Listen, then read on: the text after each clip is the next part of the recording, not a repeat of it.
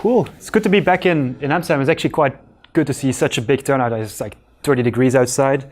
So happy you guys stayed around. I won't make it too long. I know we all want to grab a beer, go outside, very quickly talk to each other. But before we do so, I quickly wanted to share a story. I'm actually curious who's in the audience here. Like, who is a Snowplow, an existing Snowplow user? Like, both one of our customers are open source. Quick show of hands. Like, was like 60% of the audience? We love you guys. Cool. Who's considers themselves an analyst here? Cool. So then roughly 60%. More of an engineer? Yeah, just a handful. Anything else like marketing or anyone would be good? Anthony? Cool. Cool. Anything I missed? How do you describe yourself? Consultant? Yeah, conversion rate optimizer, psychologist.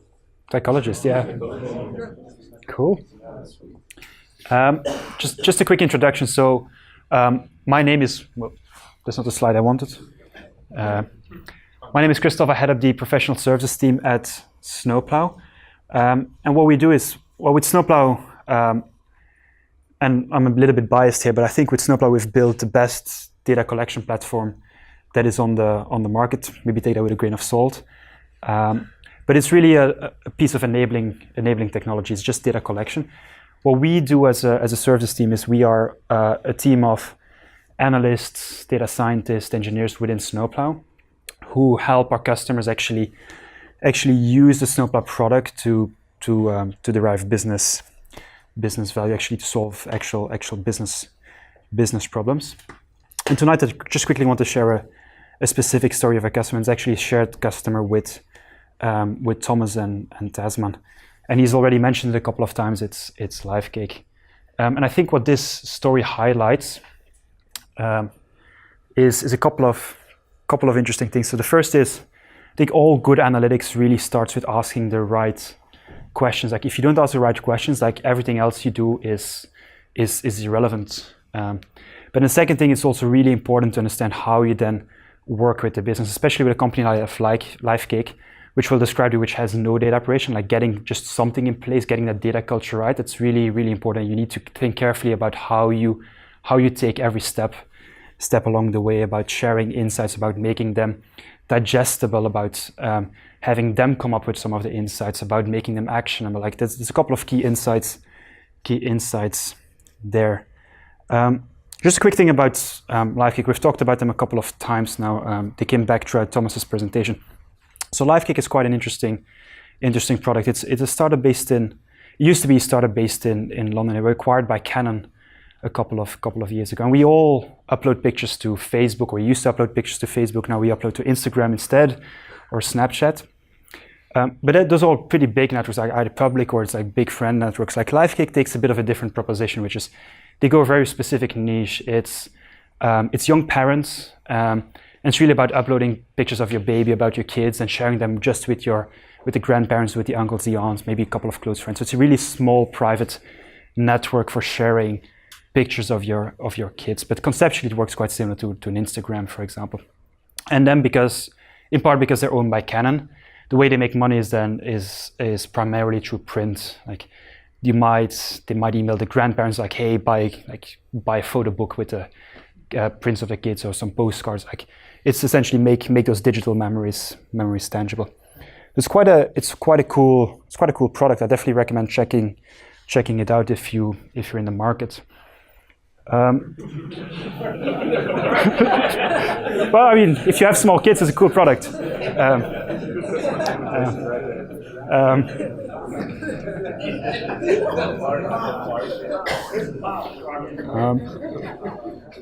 So what LiveCake came to us with is a very specific problem. So we met the CEO there, and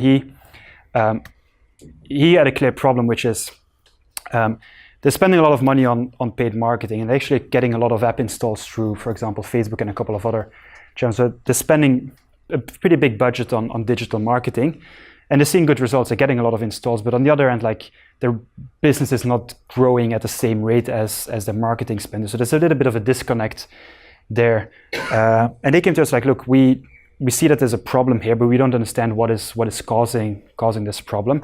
We want to understand why this is happening and what we can do about it. And they clearly realized that data is going to be a piece of the picture, because they don't understand, like, just working in the business, they don't have sufficient information. They didn't have a dedicated data team. Had a bit of an analytics infrastructure in place. They had built some stuff themselves, which was really just about, to go in a bit of detail, they had created their own pipeline built on API requests that are made to the back end. But that gives you like a partial picture. It doesn't give you the complete picture of what is actually happening in the business. For example, you can't really tie it back to where the user came from. You don't have any links with Facebook. A lot of the activity in the app is actually invisible, because if there's no API call being made, that's simply not being recorded. There's some limitations there. So they didn't really have a solid infrastructure in place. So they came to us with that question, like, look, we are spending lots of money on getting those app installs, but we're not growing revenue at the same rate. Like, how to tackle this? If you think back to that slide Thomas showed half an hour ago, so in a mobile business, there's really two big factors here. So one is retention. Like, do your people come back? That's the first thing. And the second thing is, do they end up spending money? We looked quickly at the data that was available, and it became clear pretty quickly that even though revenue could be optimized, like a conversion there's actually a big problem with just the retention piece. And it's very easy to spot. Like, if you just look at active users, if every day you're getting like 5-figure app installs, but then your daily active or your weekly active users, they stay pretty flat, like, there's clearly a problem. Like, you're losing users along the way. So we started digging into that. Like, we focused on just the retention piece initially. It's actually a key thing. Like, we kept the focus pretty much on retention solely. So we didn't try to stray into revenue. We kept the focus. Like, look, we want to understand retention first. We want to understand, like, what is happening to those users. And what was interesting is when we asked them about retention is they didn't have that data in place. So they might have had an intuitive understanding of we're losing users somewhere, but there was no data backing that up. Again, coming back to the infrastructure they had in place, because it was just based on API requests, they actually didn't track all the necessary data points to be able to just plot a simple retention curve. So that was one of the first things we did, is just like the minimal Snowplow deployment, which is make as little demands on an iOS developer as possible. Like, we need a couple of screen views. We don't need the full coverage in the app. It's just like, if we have the entry points in the app, like, we will know when the user opens the app. Like, we don't need, like, it's a bit of an 80-20 analysis. Like, 20% of the screens will give you 80% of the data. So we will get a pretty good sense. And maybe because it's easy, let's do likes and comments as well. Keep it really, really simple for that first sprint. Like, it's something an iOS dev can do maybe a couple of hours, part of a sprint, and it's live. You wait 1 week, 2 weeks, and you have a couple of a nice data set to work with. And the data we got back looked something like this. The actual numbers are fake, obviously, but like, conceptually, it was quite. The trend is correct. This is a bit like, it's shocking how big of an impact a single chart can have on the business. Like, that was shared with the CEO, that was shared with the product team, it was shared with marketing, and it's very easy to digest this chart. So just quickly what this shows. So on the day of install, so you have 100 users. Just one day after, maybe only 30 come back. Then 2 days later, only 25, and maybe then 20 stick around. So you lose quite a few users very early on in the funnel. So this was quite an interesting chart for them to see. First of all, they had never seen that data before, and second, it doesn't really look too good. Well, there's maybe good and bad news here. So one is, well, let's start with the bad news. Well, first of all, you lose most of your users just in day 1 and day 2. They never come back. So there's clearly something wrong. If you want to be like the glass half full kind of person, you can say, well, actually the retention, not a behavior of this curve, is the retention actually stays pretty flat later on. So there's some stickiness in the app. There's like a segment of users that do something or get something about the product that the others don't. So the ones that don't, they maybe open the app once and they're gone. You never see them back. The ones that do, like, they do something, they get something about the product, and they keep coming back. And that's actually interesting, and this is PowerPoint messing everything up. If you can just lift that simple fix alone will have a dramatic impact on all subsequent metrics. If you can, it's a pretty bad conversion, a pretty bad retention rate. If you can lift that with 50%, the numbers are then maybe from 20 to 30%. That has a meaningful, like can have a 50% impact on revenue if you're in this business. So it was a big opportunity for a company like LiveCake. So that was the first. This is something we got pretty quickly. Didn't take much to get this implementation up and running, but it gave a very good starting point. So what we then started to do is some very naive analysis. So we worked again with Thomas on some of these analyses. What we wanted to do is, because we had a very limited data set, there was only so much we could really do, but some very naive calculations there. What do we think is the impact of likes? What do we think is the impact of comments on the likelihood of a user to retain, maybe photo uploads? And we started just to get some directional sense of where is this headed. We started segmenting some users. And what we ended up going into is a very iterative process together with mostly the product team and also with the CEOs, constantly to formulate hypotheses. We showed them each sprint, we showed them maybe one, maybe two charts, not a lot. Like, remember, we kept it very digestible. Like, interpreting a single chart is very, very easy for them. And then they come up with a lot of the questions, they come up with a lot of the hypotheses. And then we develop those into, okay, to test this hypothesis, we need just 2 more events. Like, for example, we think network size might have to do something with it. Okay, how do we capture network size? Cool, let's get that done in the next sprint. And then 2 weeks later, we have that data suddenly flowing through, and we can give them that analysis back then. And we kept going through this process over and over again. So we did some things initially also, like I said, we did some very naive analysis. Over time, we started doing some more sophisticated analyses as well. So some of the things we looked at is, for example, we started segmenting different user types. This is like looking at users as a whole. If you remember, like, this is an app where parents take pictures of their kids and then share it with family members. So the most obvious segmentation is, okay, how are the parents different, the people uploading, the creators? How are they different from what they call the associates, the people consuming the pictures? Because you expect that they will show very different behavior in the app. Like, the uploading will be much more important for maybe there's different hypotheses, like the person uploading or the other person uploading. Like, suddenly you have these network dynamics. Like, sometimes maybe the other person doing something will affect your likelihood of retention. We kept building a more and more sophisticated model. If you have any questions about some of the things we did, talk to either Thomas or me after the talk, and we'd be happy to share some of the details about the statistical methods we used and so on. Just very quickly, I want to jump to the end here, because that's one of the final results we ended up with. And this is a bit of a simplified, the chart is simplified, but it really drives home a point. So what you have here on the horizontal axis is different user segments. There's people who are purely creators, purely uploading pictures. There's people purely associate, just purely consuming. And there's some people that are in the mix, like 50-50 or 75-25. And what this just shows is the importance of one of the features to the user being retained. So what you see, for example, and I can skip to the next slide, this is a little bit annotated.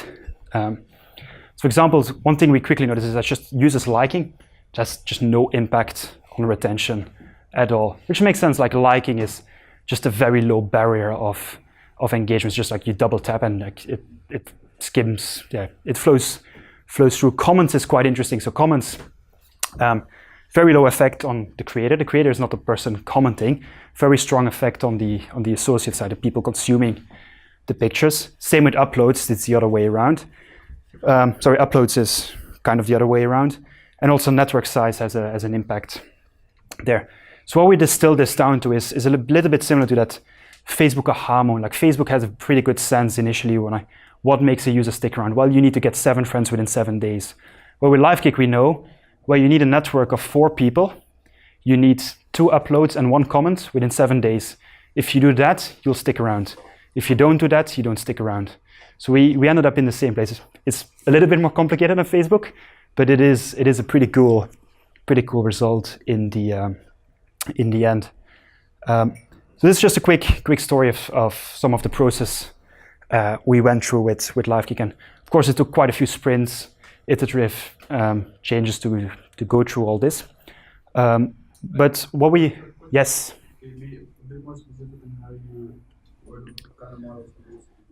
I think you should probably ask Thomas. He's the one. He's the one that did a lot of this stuff, together with Kian on my team. We can do that after the talk, or I can. So I also need to kind of give credit to the data scientists internal at LiveKick that we have hired. Yep. We use combination of random forest and just simple multivariate regression to get to all this. And it was Keen at Snowplow actually did the work. Yeah. So now it's Kian and Noop at LiveKick, which did this analysis together. Can I also ask a quick question about the business model? So, what brings in revenue? Is it just the creator or the associates, all of them together? All of them together, yeah. Okay, so if you have one creator with a massive network, that would bring in more revenue. Yes. If you consider it's an interesting thing. If you think about the creator then inviting a lot of people, it's like indirectly the creator generating that revenue. It's people buying prints. So you can, as a creator, you can buy prints, or you as a consumer can buy prints. Like it works both ways. It's just more people, yeah.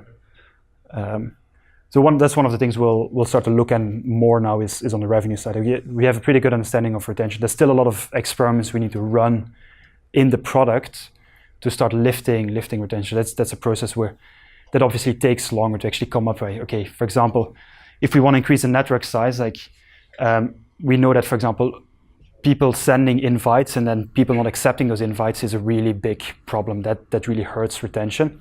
But then iterating the product to actually improve that is a whole other set of problems, obviously. At least we understand this is a driver of retention, or the opposite. It leads people to churn. If you invite your uncle and he doesn't accept, well, that decreases your likelihood to come back to the app. So what does it mean to be in the middle of the x-axis? It means that you both upload and consume. Okay, so yeah. Yeah. Why is that ideal LiveKick? Because they're retained massively more. So just to be clear, the user buckets are not segmented user buckets. It's not behavioral segmentation.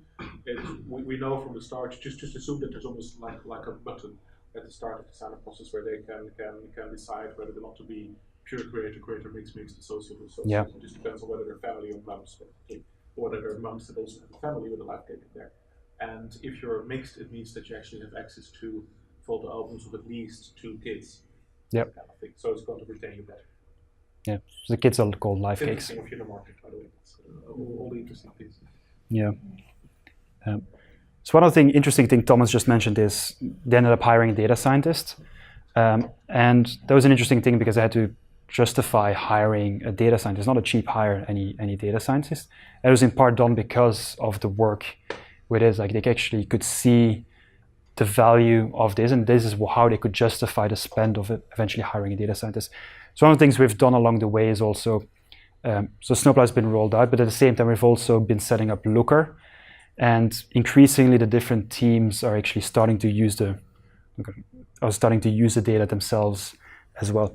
So as part of this, we've always tried to make this as self-serving as possible as well. So just step by step, cool, we did this graph now, but now you can do this, and here you can now drag in this dimension to segment it or filter it or whatever. So that's a bit of the journey we went through with LiveKick. Any questions? In the results, is there a reason why you guys picked explicit feedback only, such as uploads and comments, without implicit feedback? What do you mean by implicit feedback? Time on a page or. Yeah, we looked at many different things. Ultimately, we ended up settling on the ones that have the highest predictive power. So we had a lot of. We looked at 15, 20 different variables. It's actually that's where we use random-forest in the initial explorative analysis, where you get where the first one of the outputs can be that you really kind of get a ranking of all of your variables ranked by the mean increase in accuracy and you leave them out of the analysis. And very clear that these four kind of explicit feedback variables were had a much larger explanatory potential than all the other implicit variables in the system. It's a good question. Any other questions for Christophe? Yeah. How big are the buckets? Because you're saying you've got these segments, and then the middle bucket sort of mixed person is the most important for retention. But if that's a really small one, then no, they're all pretty big. We'll talk about 5 or 6 figures. figures in number of users. Yeah. There's So- no really decrease. No, all the samples are big enough. You actually see that the longer you wait, actually, if you're a successful creator, you actually got to move towards also being a successful mix user. And what was then the sort of actionable result out of this? Is it to target different kind of people at the start of the funnel, or to change something in the app? It's mostly about product changes in the app now. For example, just understanding likes versus comments, like that is something interesting to take into account when you develop the product feature. Like you want to be featuring comments much, you want to be driving people to comment much more than liking. So there's some product changes you can make there. Same thing around network size, like the whole process we identified quite quickly, and it's interesting because it's complicated. Any app quickly ends up being quite complicated. Like as a product team, what do you focus on? And the whole invite flow was quite a few jumps to go through. Just spending the sprints focused on simplifying the invite process, you know that will have an effect on network size, and that then has an effect on retention. So the main output is to work with the product team and work with the engineers on essentially helping them think about help them prioritize what should we be spending time on in the app, and what should we be looking to lift. Comments, network size, uploads. Those are the 3 main things to look for. And then you can look at both quantitative and qualitative data. You can look at session replays for an app. You can see where people get stuck. You can look at specific cases, and you can try to then formulate, and create experiments. Everything, like coming back to what Thomas said, everything should be an A/B test. You constantly try to test new variants, new features in sprint after sprint, and slowly you increase those numbers. That's been the main focus right now. And the goal there is to help the product team think directly with the data this way. So it's not the data science team necessarily like imposing those things on the data. The product team is a product team using the data to formulate their own hypotheses. And the data science team is serving as an internal consultant to the product team much more, but they are taking the lead. That is the shift that we ended up making there at LiveCake. Any other questions for Christophe? Awesome, thank you, Christophe.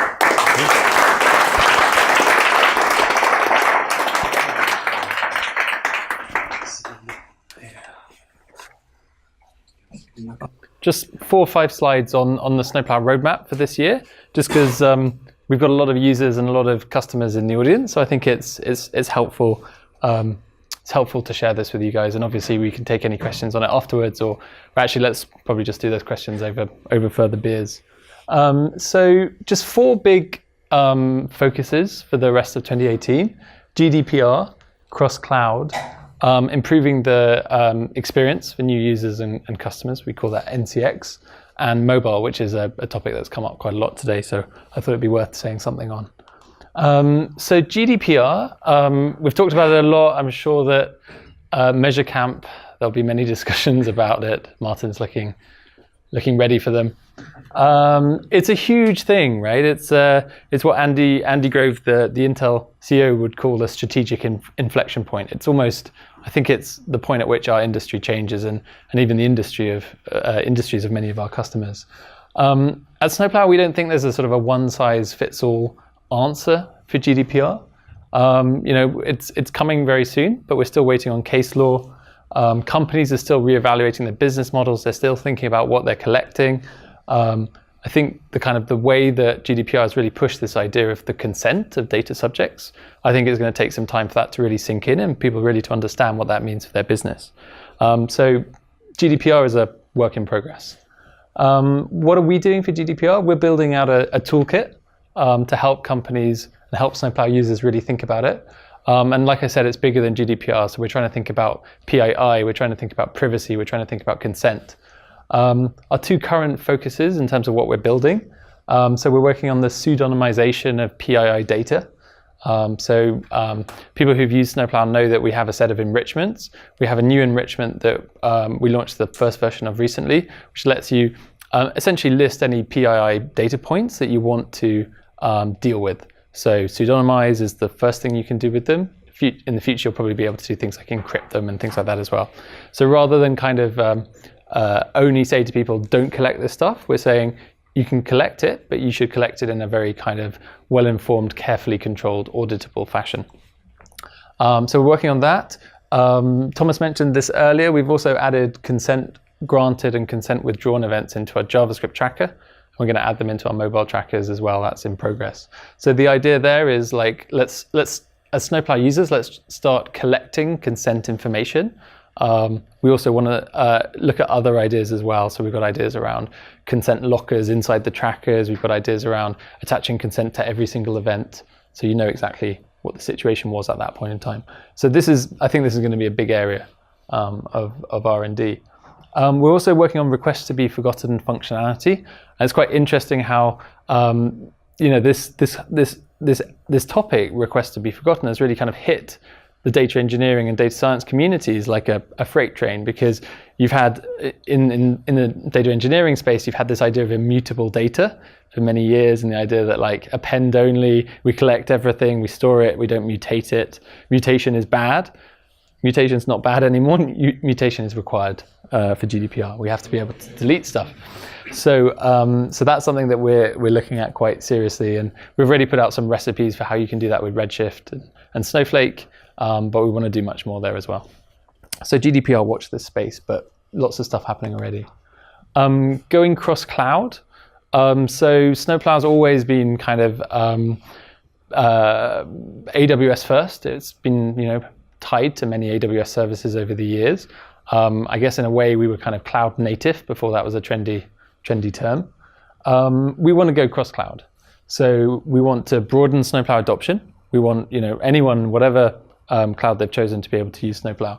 We want to allow you to have pipeline portability. So if you've adopted Snowplow, that shouldn't mean that you're also tied to using AWS. If you want to switch to GCP, if your business wants to make a case for moving to Azure, that's fine. You can pick up your Snowplow pipeline and take it with you. And we also think hybrid pipelines are going to become more interesting. So this is the idea that maybe BigQuery is a hero service on Google Cloud, but maybe for other reasons you need to run most of your stuff on AWS, and so you perhaps want to connect the two together. So we think that could become quite interesting over the years. So that's going cross-cloud. Improving experience for new users and new Snowplow Insights customers. So Snowplow can be an intimidating experience for new open source adopters. We know that. Snowplow's been around for 6 years. That's a long time for a lot of documentation to organically evolve. It's a big area, and it's a steep learning curve for our customers as well. We regularly get that feedback from our customers, and there's a lot we need to do to improve that. So we've got multiple different initiatives. We're doing a full reboot of all our documentation. That should help. Our process for loading Redshift is pretty complicated, especially compared to the process we have now for loading Snowflake database, for example, which is much simpler. So we're going to sort that out. All the Snowplow components are available in Docker containers now. And our schema technology is really powerful, but it hadn't significantly moved on in a couple of years. So we've got a team now evolving that. So a lot of work being done on new customer and new user experience that's important. A final note on mobile. You can't really have 4 strategic focuses for a year, so but this is mobile. So mobile tracking in Snowplow is powerful. The schema technology is neat. It really helps. It can really help a mobile-first company to launch really rich and robust tracking, as Thomas mentioned. But we need to do more. We need to make it easier for companies, mobile developers, to get up the learning curve with Snowplow and to get more value out of it. In much in the same way that web developers can do that and have been able to do that for a while. So we need more auto tracking. We need more predefined schemas for the kinds of activities that often happen in mobile apps. We need better integrations with mobile technology partners like Adjust and AppsFlyer. And we need more business models, so more data models in SQL. So there are many different types of company that are mobile first now. There are many other companies that have important mobile propositions. So we need to do a lot more there around things like retention, attribution, mobile subscription, which is a hot topic for Tasman. So we're wanting to do more there and build out the mobile offering there. So that's a very quick run through of the roadmap. Cool.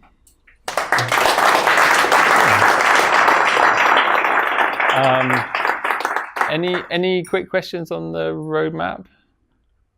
Yes. Yeah, do you see a lot of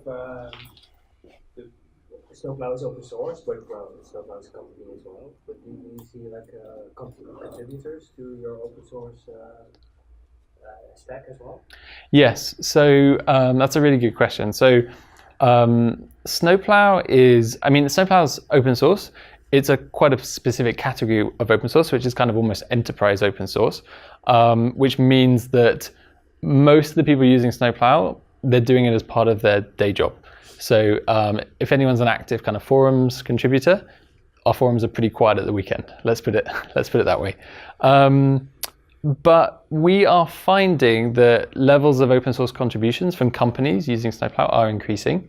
And one of the things, I didn't put it on the roadmap because it's more of a sort of a process thing, but one of the things we're doing quite seriously this year is trying to increase that a lot more.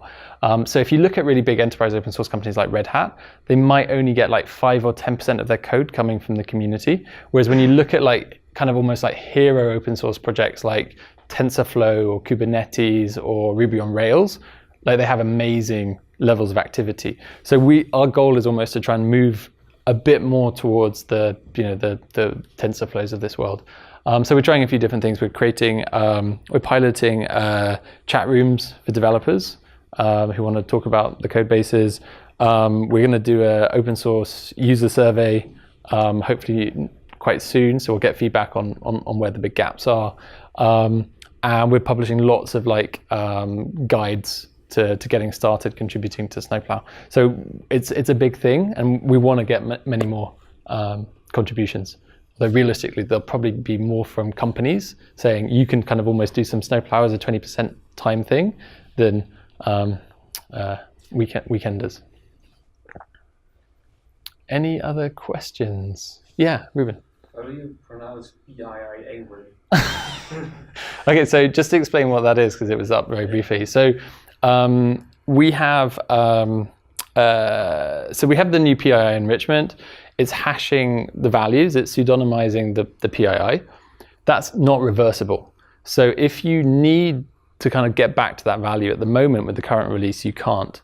We're working on a new version that's only a few weeks out, where essentially the original pairs, so the original kind of values, are emitted by Snowplow, and they're stored in a new service called Penguin, but it's spelled Penguin, which is, in hindsight, not such a good idea. But anyway, so yeah, I think pronounce it how you want, Ruben. But I mean, the reason it exists, just to explain, the reason it exists is so that if, say, you have a marketer who needs to build a campaign against a segment, if they can get clearance from the data protection officer, they can then go to Penguin and retrieve the original values so that they can then target those people, for example. That's why we're allowing that kind of controlled environment for de-anonymization.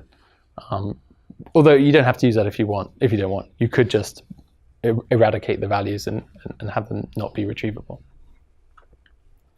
Cool. So I think that's a wrap. So thanks everyone for coming. Thanks so much to Impact Hub for hosting us. A lot of the Snowplow team is still around in Amsterdam the rest of the week, Measure Camp, even into next week. So if you want to meet up, let us know. Otherwise, we'll see you probably at MeasureCamp, lots of you. And yeah, thanks so much for making this an awesome meetup.